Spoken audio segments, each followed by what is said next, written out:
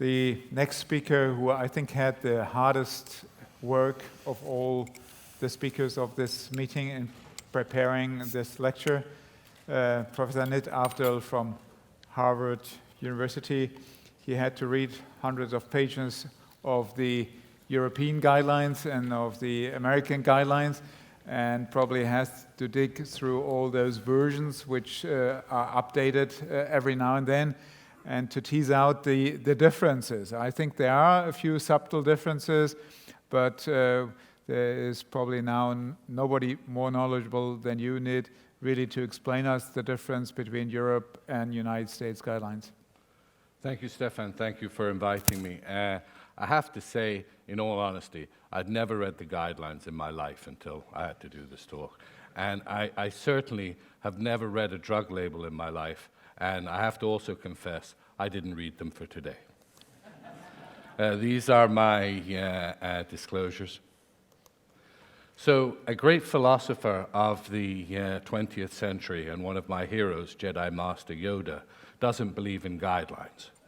His simple truth is that you should treat or treat not, and there is no trying. So what does this mean? It means that at the end of the day, what we're trying to do with these guidelines is to create an environment where we as treating physicians can use the best knowledge that's out there to treat the most patients that we can actually treat. There's no point having guidelines if the guidelines exclude your ability to treat patients. And this is where the previous talk's value is so incredible. I can't stress it enough. Just knowing what real life is about enables us to talk to not just payers, but also our patients about our interpretation of all of these guidelines. Now, what are these guidelines?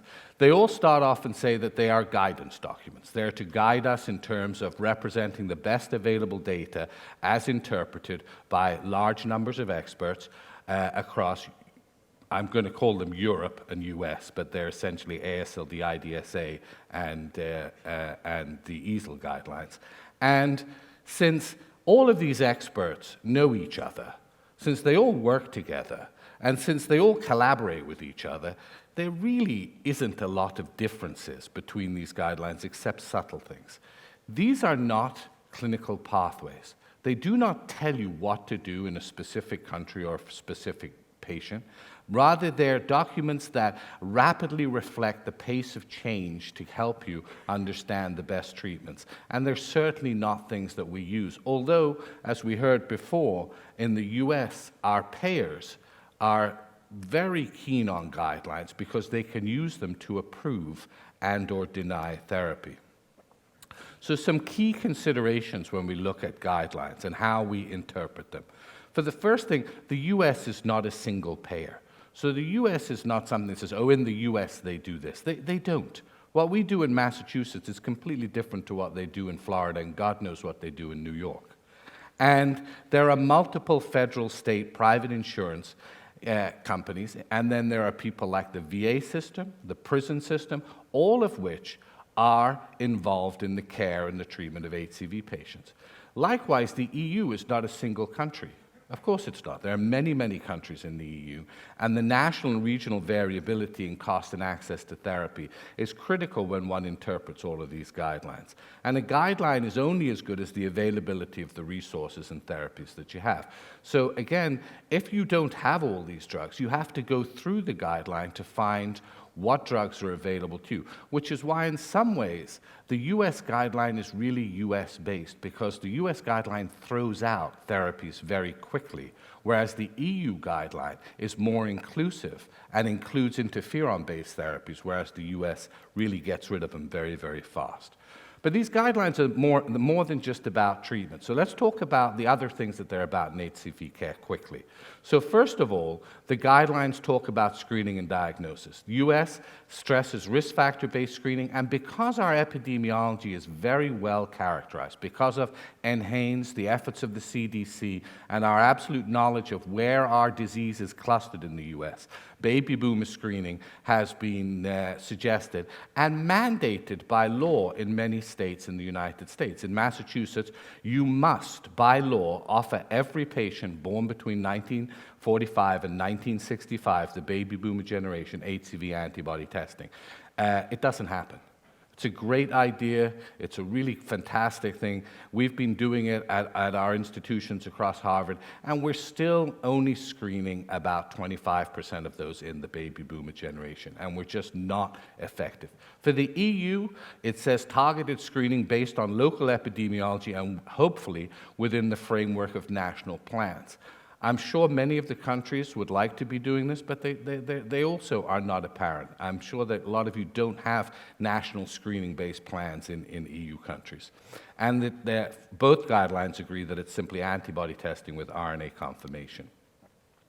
Who to treat? This is, again, an area where there's a difference. The US guidelines made a big mistake. They started off saying we should prioritize therapy for X, Y, and Z, which we'll go through. But that was a big mistake because payers decided that that meant you didn't have to treat anybody that wasn't on the priority list. So then it got changed in the US that specified strongly that all patients should be considered for treatment. The only patients that should not be treated are those patients whose mortality is expected to be short and less than the benefit of the treatment. And so we use this now to try to validate treatment for all patients. In the EU, the guideline does say you can defer treatment for F0 and F1 patients. The priorities across both guidelines are the same, and they're really prioritizing according to risk of disease progression, F3, F4, which most countries do, co-infected patients, F2 with symptoms. I don't have any F2 patients who don't have symptoms. If they don't have symptoms coming in to see me, they have symptoms coming out. I give them symptoms. Pre and post-transplant patients, extrahepatic manifestations, and the extrahepatic manifestations are broad. Fatigue, diabetes, NASH are also on the list of things that should be prioritized. If I look at that priority list, I don't think I have a patient that doesn't fit into somewhere on that priority list. So we should be able to prioritize everyone. There's only one patient who is not eligible in Europe. That's a young male not injecting drug, not being tired, not injecting drug, not in prison, and healthy. That's the only exception. Otherwise, you could say everybody. So here you go. These are the other ones that we have, which are the idea of the concept of treatment as prevention. So this is where everybody else fits in. So if you look at the epidemiology of disease, men who have sex with men, with people who are actively injecting drugs, prisoners, hemodialysis, infected women of childbearing potential. So that's any woman who's under the age of 40, let's say, and all healthcare workers. So there are many ways to try to get around this, but of course it doesn't work because for all of us, not all of our patients are having access to treatment, but these are the guidelines for who should be treated for patient selection. And every region, nation is different. Access is the main issue, and our philosophy is treat whoever we can get access for. Now, what are the treatment options? So this is the treatment options for genotype 1. 1A is predominant in the US, 1B is predominant in Europe. Multiple highly effective antiviral regimens, all of which are approved. You can see here the different regimens, and all of these are recommended across the board as first line, except soft declatosphere in the US, because declatosphere is only labeled and approved for genotype 3. Because it only came out 3 or 4 weeks ago in the US, declatosphere, we really haven't got it into our guidelines yet, but it will get in there. One of the things that we didn't have was access to that up until, I believe it was June, July. Guidelines are boring, so let's talk about patients. Here's a typical patient. I'm going to do an audience question, and I'm going to get you all to raise your hand. There's a real patient. She's my patient. She's a Russian female. She's got genotype 1A. She's got Medivir stage 2 disease. She didn't want to be treated. She had young, didn't want interferon. Typical Russian patient. They never want any treatment. Has a history of diabetes and depression, fatigue, so she meets the guidelines for treatment. She's not on any particular med. Slightly obese, FibroScan, stage 2, HCV RNA 1.3 million, elevated ALT, AST.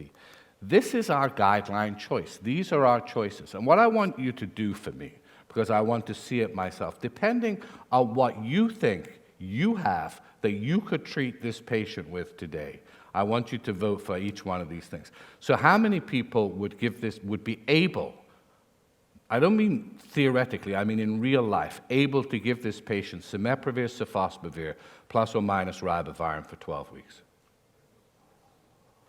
One French. Where are you from, bro? Qatar. One in France and one in Qatar. Okay, cool. And one in Egypt. All right, awesome. Ledipasvir, sofosbuvir, 8 weeks. Well, the Americans should be sticking their hands up. No Americans? Terrible. Sofdeclatasvir, 12 weeks. Okay? The Viekira regimen, 12 weeks with Riba. Okay? None of the above. So there should be a lot of hands because there were hardly any hands that chose all the other things. This is what's available that you could actually treat this patient. What we should treat this patient with according to the U.S. guidelines, because the U.S. guidelines have specific recommendations based on treatment. We heard this from David, is 8 weeks of sofosbuvir ledipasvir. We know from the Bugish data that this is effective. We know from what David just showed us from the TRIO data that the target data, ledipasvir, sofosbuvir is the commonest use, and that the 8-week treatment regimen is highly effective. The data that we have from the TRIO network, which is going to be presented at ASLD, is actually very similar. The SVR rate is actually 99% for 8 weeks in a larger number of patients. And in this data set, every physician has to actually say what is the intended treatment duration. So they actually say, we are planning to treat this patient for 8 weeks. And then we know exactly what they're approved for, so we know that they get approved for 8 weeks, and then we can see their SVR. But what's really amazing, and really amazed me, David, was that 65% of eligible patients in TRIO, and that's over 20,000 patients, 65% of patients do not get 8 weeks. So when you talk about healthcare costs of not following the guidelines, they're really, really tremendous. That means that we're treating an extra thousands of patients with 4 weeks of Harvoni at a significant cost to the healthcare system. Genotype 2. Genotype 2, the recommended regimens for treatment naive and treatment experienced are a little bit different. The US guidelines really only have 2 recommendations. One is sofosbuvir weight-based ribavirin for 12 weeks, and in the extending treatment to 16 weeks is recommended in patients with cirrhosis. And this recommendation is based on real-life data. It's based on the fact that the TRIO and the target data suggested that in these patients who were cirrhotic, there was a reduction in SVR with 12 weeks of treatment. So the US guidelines are very straightforward for Genotype 2. There's no other DAAs involved in here, and there's no interferon. The European guidelines take the same 2 choices as the US guidelines, but also give some other choices there, which are different to what we have. One of them is that they still talk about interferon in combination with ribavirin and sofosbuvir for both cirrhotic treatment naive, cirrhotic and/or treatment experienced patients. And again, for cirrhotic and/or treatment experienced patients, they talk about sofosbuvir declatasvir as an option for treatment for 12 weeks in genotype 2 patients. This, I believe, is not something that we do at all in the US, and I have not seen this, and obviously the data would be too early because we don't have a long enough follow-up of declatasvir in the US for real life. But it'll be interesting to see if people use this in the US now that declatasvir is available. I actually quite doubt it. All right? Genotype 3 is the most interesting, I think, because it's where we still have a lack of responsiveness. And the real-life data, I think, shows us that there are gaps in genotype 3 therapy. For the US, they divided into treatment naive and treatment experienced. For treatment naive, daily sofosbuvir plus PEG plus ribavirin is one of the options that's given, or daily sofosbuvir plus ribavirin, no PEG for 24 weeks is the other option that's given. Sofledipasvir and sofdeclatasvir are not currently recommended, although one anticipates that soft declatosvir will be recommended very soon. It's too early to see that. For the treatment experienced, and this is very interesting because most of us now are seeing patients who are soft RIBA failures. Remember, we've had soft RIBA since 2013 for genotype 3, and we only have an SVR in real life of around 60%. So for soft RIBA failures, the guideline recommends, again, soft plus RIBA, but this time with interferon for 12 weeks. I have to say that not sure where the data is to support this particular treatment for soft RIBA failures. I'm just not aware of any either observational or large trials that have looked at this. For PEG RIBA failures, it's retreat them with soft and weight-based ribavirin for 24 weeks. And this is where the problem is.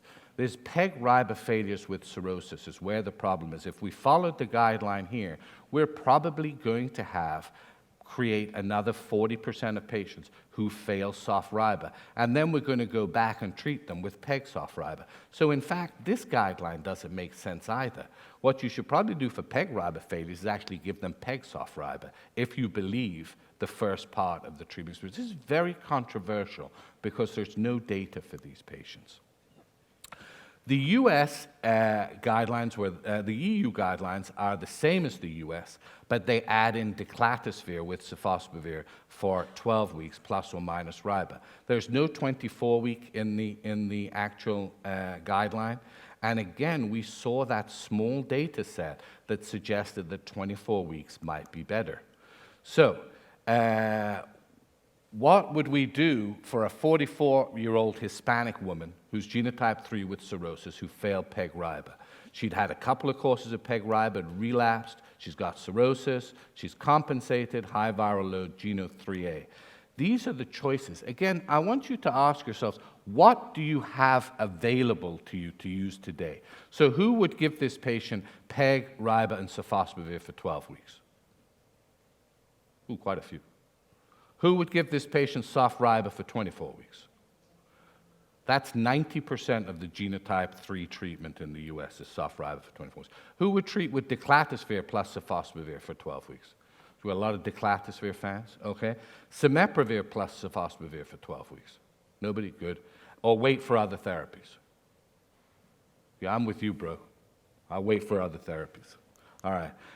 This is the data that supports it. Obviously, we've seen this data very briefly. The problem is treatment failure patients with cirrhosis.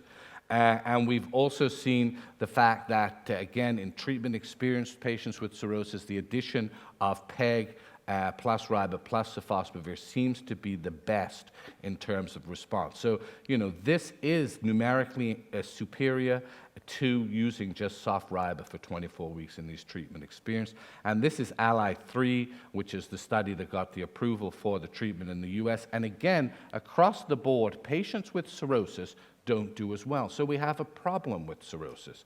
And the guidelines in both countries do not help us.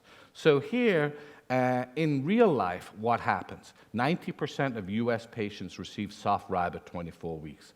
Soft declatosvir is only approved a short time, but it's beginning to be approved in the US, and the use is increasing. We use a lot of PEG RIBA soft 12 weeks in our genotype 3 cirrhosis patients. It's part of the guidelines. But why not this? Why not this? Why don't we use PEG RIBA soft declatosvir? If you think about it, we're making up guidelines. We don't have a lot of data for most of these things. I'm going to throw that in. This is my personal guideline. If you can get PEG RIBA soft declatosvir and the patient's tolerant of PEG, why not give them that for 12 weeks if they have previous treatment failure with cirrhosis? Genotype 4. Genotype 4 disease is fairly simple for the US guidelines. The US guidelines suggest ladipasvir sofosbuvir for 12 weeks. However, that's not FDA approved. You can still get it, but it's not in the label. I know it's not in the label. I didn't read the label, but somebody told me it's not in the label. So, isn't that right, Ira? Yeah, see? Ira probably told me it wasn't in the label. An approved treatment in the label is the fixed-dose combination of paritabrivir, ritonavir with umbitosvir and weight-based ribavirin. Again, we don't have enough real-life data to tell you how that's being taken up in the US at the moment. And then daily sofosbuvir plus weight-based ribavirin for 24 weeks. And I don't think a lot of people are doing that. Alternative regimens include the use of PEG-RIBA and sofosbuvir, or sofosbuvir and cimeprevir, with or without weight-based ribavirin. So the genotype 4 regimens, there are multiple effective regimens that can be used for genotype 4, but the majority of utilization in the US has been initially with soft-RIBA 24 weeks and now with Harvoni. For treatment-experienced patients, it's really the same combination, except you increase it in cirrhotics for a longer period of time if necessary. The EU guidelines are, again, a little different. The EU guidelines for Geno4 recommend 24 weeks for cirrhosis across the board, in naive and in treatment failure patients. This is one area in which the EU guidelines are different in duration for one of the genotypes, and it's specific for genotype 4. And it's true whether you use SimSoft, SimDac, soflidipisphere. So the EU guidelines are stressing that the cirrhotic patients, either naive or experienced, require longer therapy. 5 and 6, highly limited data. The US, for both naive and experienced, has chosen soflidipisphere 12 weeks or PEG-RIBA-SOF 12 weeks. The EU is the same as the above, with the addition of sofosbuvir and declatosphere for 12 weeks. So not much difference there, mainly based on the fact that there's very limited data. So what are the differences in real life? There used to be differences because the US had no declatosphere. That's gone now. So the differences are duration. US genotype 1, we should believe 8 weeks is okay for genotype naive non-cirrhotic. And I'm sure that post-ASLD, whether we believe it or not, when these data sets come out, the payers will only pay for 8 weeks, thereby saving the healthcare costs significantly. Genotype 2, there's no real major difference between the arms, except declatosphere has been suggested in the EU for genotype 2. Genotype 3, it's kind of a difficult area because of the treatment failure cirrhotics. And genotype 4, the biggest difference is really duration. So what do we see? Just differences in minimal things: duration, use of ribavirin, and in some cases access to some of the newer drugs. So really, the more these guidelines differ, the more they actually look the same. There's really no difference. And I would give you my guideline is treat whoever you can with the best treatment you can get. Thank you very much.